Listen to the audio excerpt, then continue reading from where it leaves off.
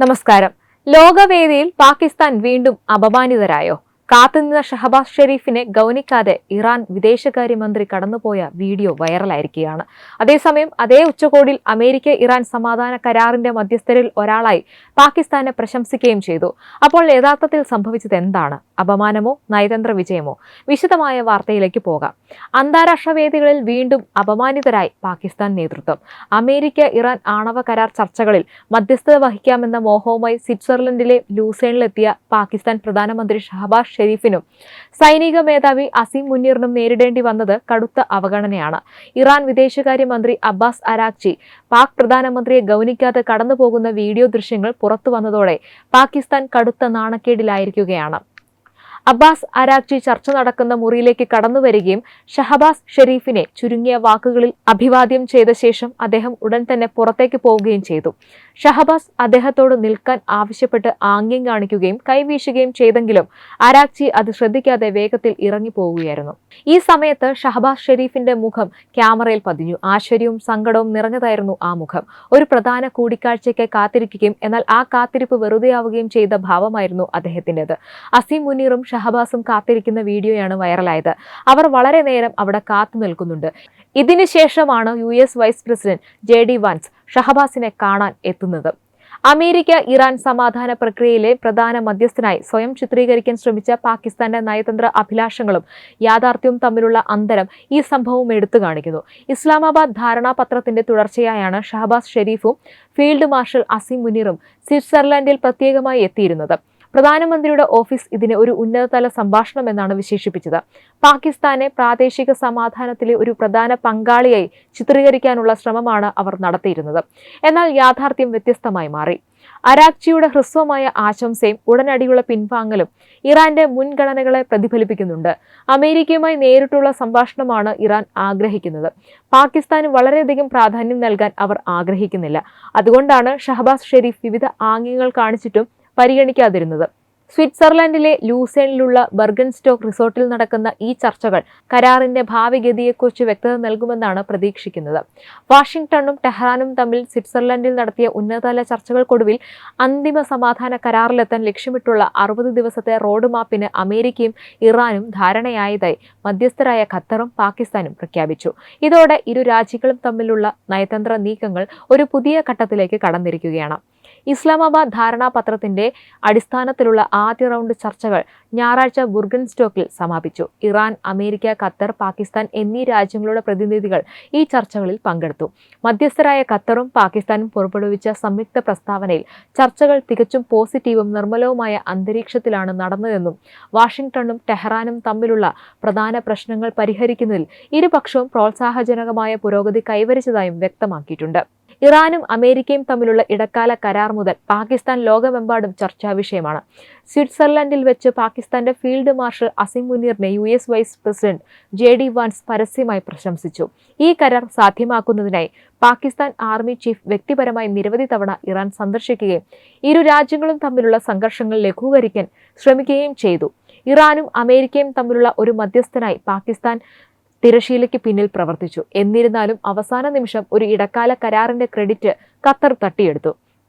ഇപ്പോൾ ഷഹബാസ് സർക്കാർ മഹാമനസ്കത കാണിക്കണമെന്നും ഇന്ത്യയും അഫ്ഗാനിസ്ഥാനെയും ചർച്ചകൾക്ക് ക്ഷണിക്കണമെന്നും തർക്ക വിഷയങ്ങൾ പരിഹരിക്കണമെന്നുമാണ് പാകിസ്ഥാൻ വിദഗ്ധർ പറയുന്നത്.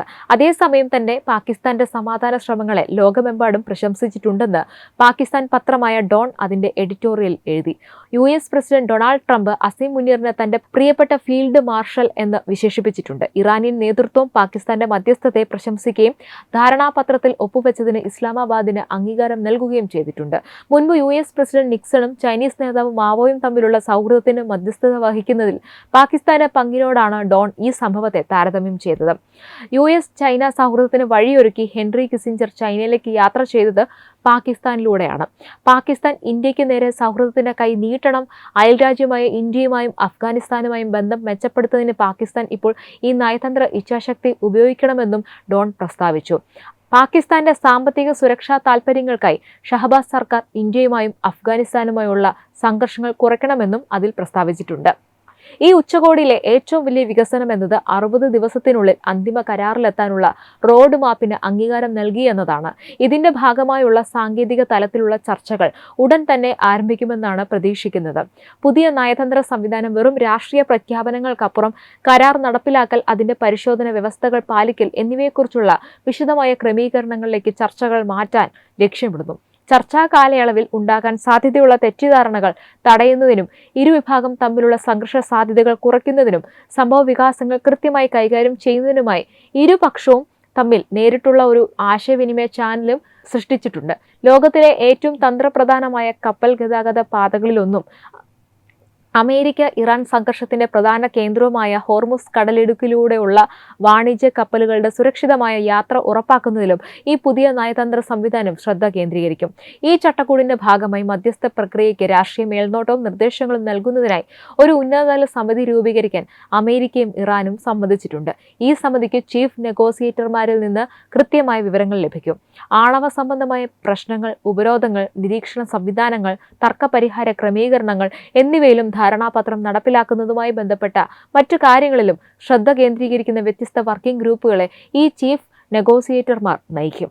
മറ്റൊരു പ്രധാന നീക്കമെന്ന നിലയിൽ ലെബനനിലെ സൈനിക നടപടികൾ അവസാനിപ്പിക്കുന്നതും നിരീക്ഷിക്കുന്നതിനും വീണ്ടും ഏറ്റുമുട്ടലുകൾ ഉണ്ടാകുന്നത് തടയുന്നതിനുമായി ഇറാൻ, അമേരിക്ക, ലെബനൻ എന്നിവരെ ഉൾപ്പെടുത്തി ഖത്തറിന്റെ, പാകിസ്ഥാന്റെ മേൽനോട്ടത്തിൽ ഒരു ഡീകോൺഫ്ലിക്ഷൻ സെൽ, സംഘർഷ ലഘൂകരണ സെൽ സ്ഥാപിക്കാനും കക്ഷികൾ സമ്മതിച്ചിട്ടുണ്ട്.